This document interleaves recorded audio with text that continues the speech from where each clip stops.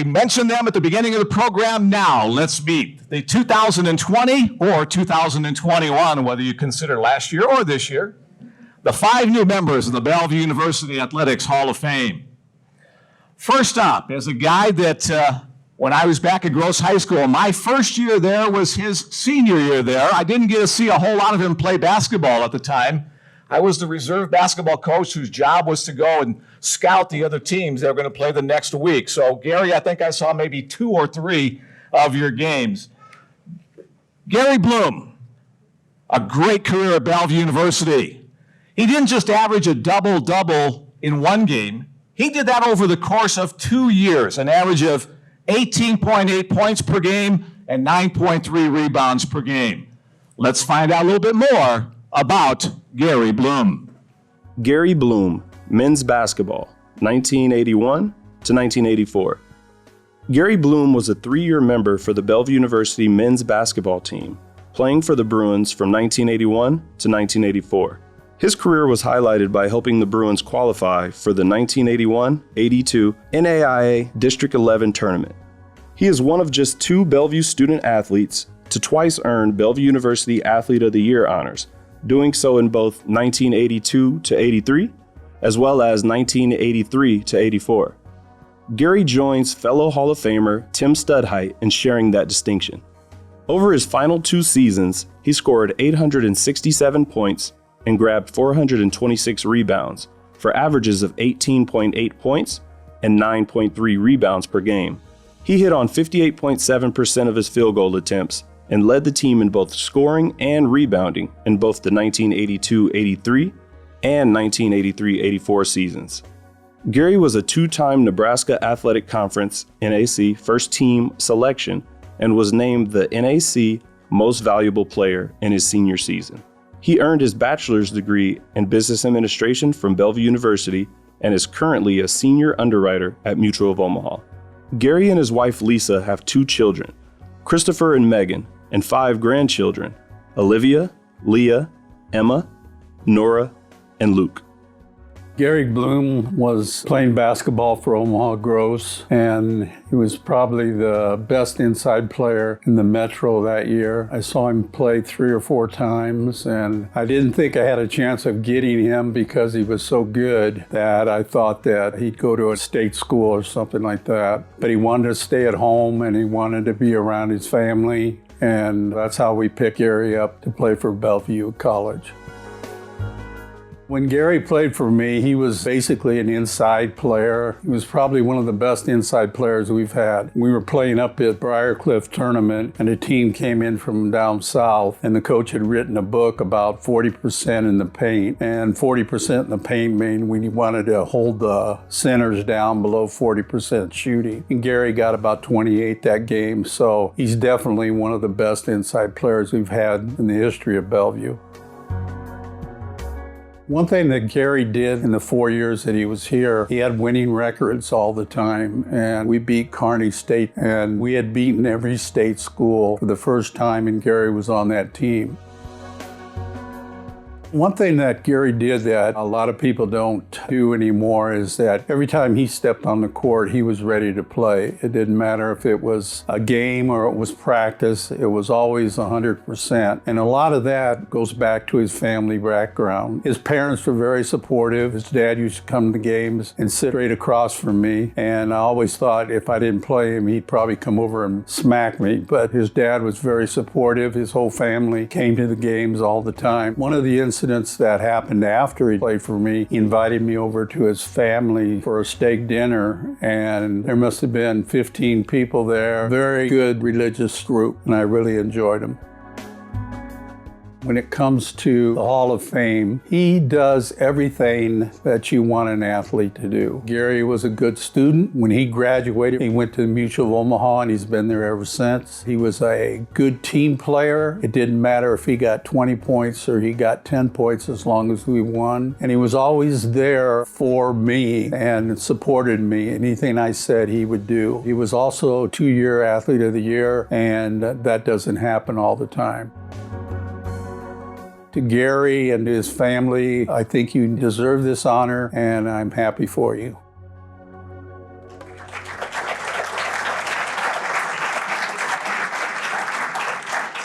Ladies and gentlemen, please welcome to the Bellevue University Athletics Hall of Fame, Gary Blum. Thank you, everybody. Buzz, start the clock. I don't know why it took 37 years for me to get in here, but I am the oldest, and I figure I might get to speak the longest. So, first of all, I'd like to thank the university.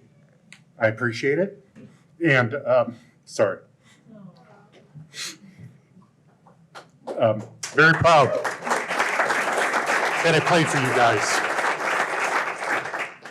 Just to let you know, program's wrong. I played all 4 years for the college, just to make sure. Secondly, I'd like to thank the coaches that are currently coaching now and the ones in the past. Great job on the university, and proud to watch you guys grow the way you did. Third, I know this is an individual honor, but I'd like to thank all my teammates. I wouldn't be here without them. Thank you.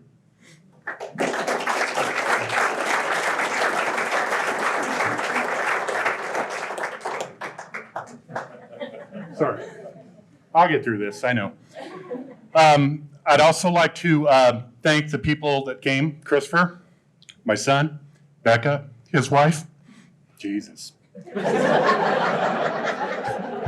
How about you, Becca? Megan, and then my wife, Lisa. Of course, my wife, we've been married 37 years on Tuesday. I asked Coach yesterday that, will this count as part of my anniversary present? He said absolutely not. He's always looking out for her. Now, I did meet my wife here at the university. Quick story about her. It was accounting class, and I was a jock. I got there about 5 minutes early because I knew as soon as the accounting class started, I was going to fall asleep and I was going to run out of that class. Well, a minute before the class started, the teacher said, "You guys need to pick an accounting partner." And she come walking in after the bell rang. So she sat down, or walked across, sat down next to me, and before her butt hit the chair, I said, "Would you like to be my accounting partner?" The teacher said, "You need to find somebody." I know it was only a couple seconds, but it seemed like 5 minutes. As soon as she started sitting down, I could see her glancing across the whole room to see if she saw anybody else in that room to possibly be their accounting partner. Second thing out of her mouth was, "I do have a boyfriend." How'd that work out for you?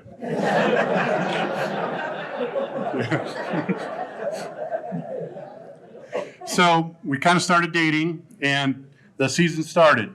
She would come to the games. I asked her if she wanted to come watch, and she started coming to all the home games. Then she started coming to all the away games.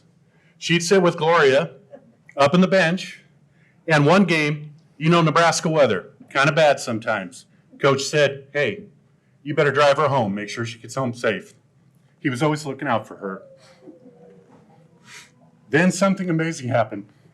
Coach said, she's not going to drive herself anymore, she's going to ride with the team.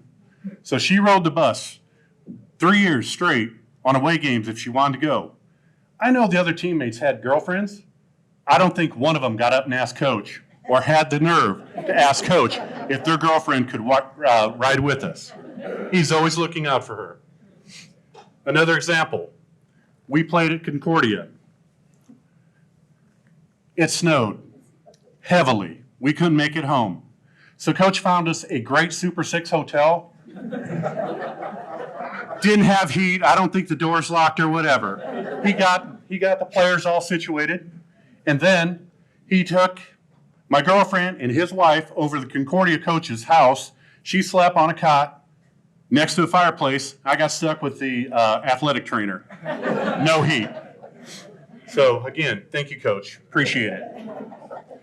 I don't know if Coach really was looking out for her or was looking out for me, because I figured he looked at me and said, "This guy's not going to get another girlfriend. I better keep her around as long as possible." So thank you. Next thing, I like to talk about the two men that influenced me the most, my dad and Coach Mosser. First of all, my dad was a great high school player. Averaged 25 points, 12 rebounds, always led his team to state. Never talked about high school basketball with me. That was nothing he ever dealt with. As soon as I got to college, He said, it's a whole different story, boy. He goes, every guy on that team is probably the first or second best player on that team. You got to earn your spot. So that's what I tried to do. My dad told me about scoring, offense, and defense. My dad told me that there's 3 types of basketball players on your team. He said, first of all, you're going to have a shooter. He goes, every team's got one. As soon as you cross half court, they think they're open. They think every shot they take is a good shot. Then he told me, he goes, you watch. The guy will go 0 for 30 that night. He'll hit his next shot. The guy will walk away saying, yes, I'm back. He goes, that's the mentality of that. He goes, then secondly, you've got your scorers. The scorers are the ones that are going to get 8 to 10 shots a game, all of them within the offense, and hopefully good shots. Thirdly, he said, you're going to have your garbage players. He goes, those are the ones that are going to take the charges, grab the rebounds, do whatever it takes for the team. Of course, he said, your coach will tell you what your role is on the team. He goes, every college coach will.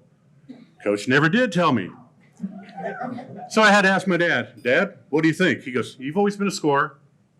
You're a scorer, and of course, you're one of the better garbage players I've ever seen. So I said, cool. Then he talked to me about defense. It's pretty simple. Defense takes heart, sweat, and guts. And that was it. Left it at that. Now, my dad also told me there's 3 rules you need to follow if you're going to play college ball. Rule number 1, basketball is a team game. Sometimes my dad was big on stats, but he always said, basketball is a team game. So one of the games I got home, he goes, how'd you do? I said, Dad, I got 20 points, 12 rebounds. I don't care how many points you got. What'd you do for the team? I said, well, 12 rebounds. He goes, how many were defensive rebounds? I said, 8. He goes, anybody can get a defensive rebound. You got your player, the basket, get the ball. He goes, the offensive rebounds is what you really do for your team. He goes, that takes heart, that takes effort. Rule number 2, if you ever get an offensive rebound, do not kick that thing out. Coach, I followed that rule 99% of the time. He said there's not one coach in America that will put you on the bench for your hustle that you did. So that was one of the rules he loved. Thirdly, coach is always right. I followed that rule, I thought, quite a bit. I knew what coach wanted, and I figured, we were on the same page. Well, that didn't always work out for my dad. My dad always had a different opinion on some of the things coach did. One game we were playing a team, and coach decided that they had 2 really good guards. And he goes, we're going to run a 1-2-2. He put me on the top of the key to make those guys shoot over me and see if I could stop them. I got home that night, and my dad was livid. He waited for me, and if you knew my dad, if he asked you a question, he wanted an answer. So I sat there and thought about it a little minute and said, well, he goes, why would you take your best rebounder and keep him that far away from the basket? I thought for a second and told him, Dad, coach had enough faith in me that he knew when the ball went up, I was going to get it. So that seemed to appease him for that. Now, my dad used to show up to the games, and give you an example, about 5 minutes before the game. He'd come in the side door, grab a program. Wouldn't never read the program, he'd roll it up. He'd sit about 3 rows in, and I could hear him pounding that program. Know your role. Know your role. Well, my dad used to sit on one side of the court, like Coach said. Coach is on the other side. And they were yelling at me to do this, do that. And I decided after the second game, I'm going to start running down the middle. Never look over at my dad. Never look over at Coach. I prayed that Coach was going to yell at someone else as they were running down the court. Okay, I'm not going to use the word yelling. Actually, what it was, they were coaching lessons. And I appreciated every one of them. Of course, some of those lessons I always thought were a little more than others. Example, when we won, there wasn't much lessons to be learned. Every coach always said, great job, here you go. If we lost, which some years we did lose quite a few, I learned a lot of lessons because Coach really let us have it. But the important thing was they were both trying to teach you something. So that was cool. Didn't know if I was on screen, thank you. Because everybody was looking up there. Now, Coach when he would used to be telling people things, they would all, just shake their head or whatever. I knew what he wanted, when he wanted it, because I just knew.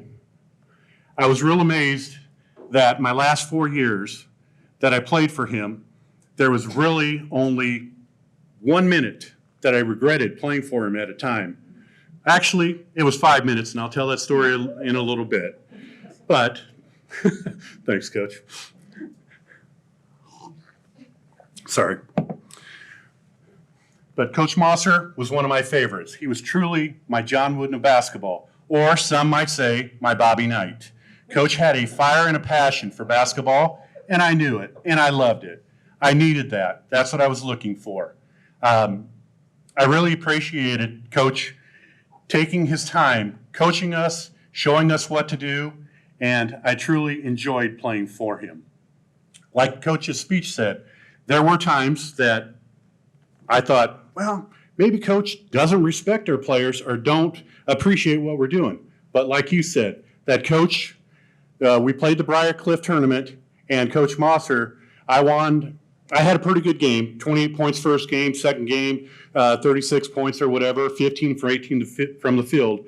Coach was sitting there when I grabbed the award. Coach had a little smirk on his face, and exactly what Coach said. He goes, what you just did to that other coach, he wrote a book about covering the paint. He goes, he's going to have to write a couple other chapters now after what you just did. So I appreciate that.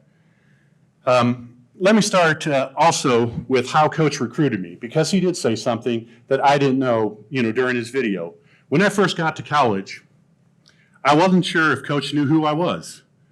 Other coaches, when they recruited me, came to my house, talked to my parents, took us out to dinner, and played ball.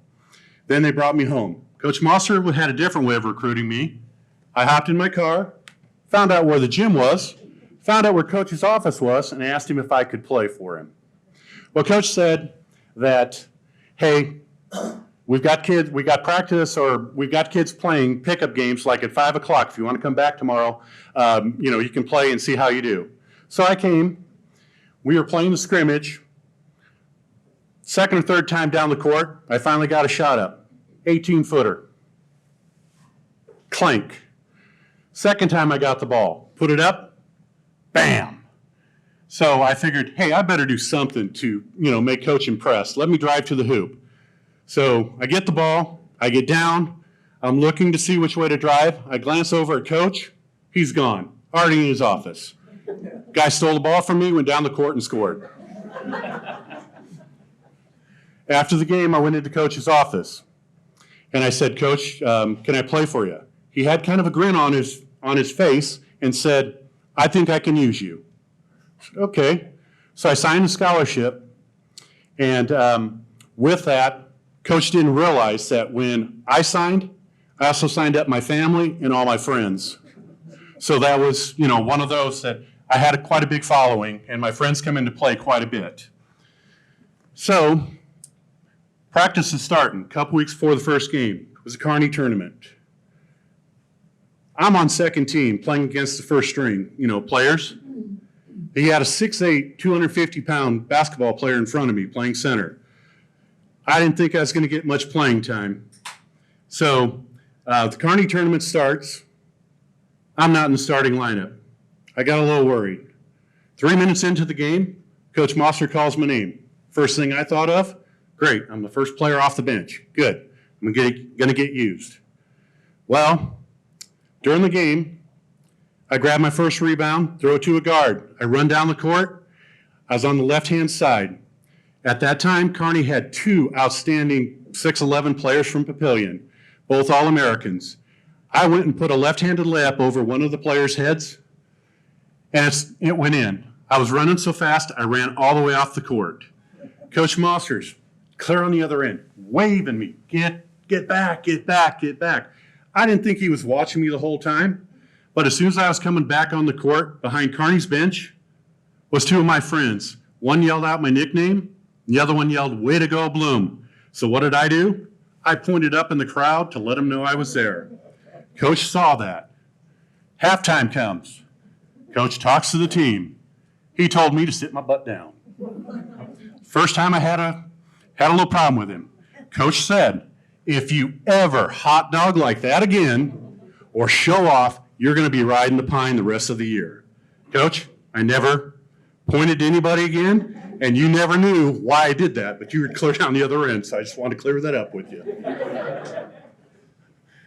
And also, my friends, there was no cell phones back then, 37 years ago. They're at the game. We went out and ate as a team. We came back, got to our hotel. Here comes my friends walking in the hotel. 2 or 3 cases of beer. First people they meet, Gloria Mosser in the hallway. Miss Mosser, where's Gary's room? Down that way. They got to my room, and I said, how'd you guys find my room? Oh, we talked to Miss Mosser. I didn't think I was going to get to play again. Good thing was, that Kearney tournament, it taught me that I could play against the other players and that I was good enough to play. I ended up starting the second half, and I started every game for the rest of my career. So that made me pretty proud. I didn't want to give Coach any reason to keep me out of the starting lineup. And last but not least, my 5 minutes that I do wish I had back, we played at Chadron State. We always got homered on the state schools. It was really bad. I mean, we knew if we were somewhat in the game, we were lucky because you didn't go to those places and win at all. So Coach was really mad after the game, let us know, and we got back to the room, and there's nothing in Chadron. Hotel 6, the laundromat, and a liquor store. Okay? So that liquor store, my friends or my teammates went and got the booze and all that. And my thing on the away games, I love to play cards. I didn't care who was playing, what we played. I just played cards. We played cards all night. Gloria actually played a couple times with us. I'm not saying she was any good or anything like that, but I still think you owe me a couple bucks from the game. I know, 37 years, get over it. But so we played cards that night. Or actually, I'll go back a minute. We come walking in. My job was to open the door, come in the back door so we didn't have to carry all the alcohol to your rooms. Guys walk in. Who's standing at the top of the steps? Gloria Mosser. You guys know you're in trouble, don't you? I said, yep. So we all went back to our room, played cards, and we were going to South Dakota or Mount Rushmore the next morning. I don't think Coach ever mentioned that to us, but we were. So card game ended about 2 o'clock. I don't think Coach slept that night. 5 o'clock in the morning, that phone rang. Get your other captain and get your butt in my room. Okay? So we got up there. Gloria left the room. I don't care where she went, hallway, she could have went around the block. She was going to hear Coach. We got in there. Coach started with about 2.5 minutes of one of the loudest coaching lessons I've ever had in my life. I opened my mouth as soon as Coach took a breath. He started in a lot louder on the second half of the coaching lessons. So at the end of his speech, he goes, after this year, you're off the team. So I'm walking down the hallway with my other captain, and I said, what just happened? Exact words from the other captain? I don't give a shit. I'm a senior anyway. So, season ends. We have the sports banquet. Didn't want to be there. I still hold a grudge. I don't forget. I'm stubborn as Coach. First thing is announced, team most valuable player. Walk up and get it. Then they announced athlete of the year. I won. I was a little upset. I'm going, great. Athlete of the year, most valuable player, no team to play for.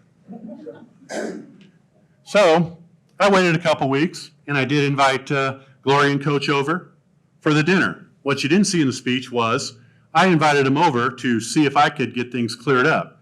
I didn't tell my dad reason why I got kicked off the team. I couldn't do that. I knew he would have been too proud, and he would have hated it if I didn't play another year for him. So they come over for dinner. We played cards. We had some drinks. Had a good time. I waited a couple weeks after that to go into Coach's office. And I finally got to say my piece with him. Coach gave me his side of the story. I gave him my side of the story. He told me, hey, okay, you can be back on the team. I knew, he knew, when that meeting was over, rule number 3, coach is always right. So that was one of those that I tried to stick to all the time. But I do appreciate playing for you, Coach, and I'll never forget you for it.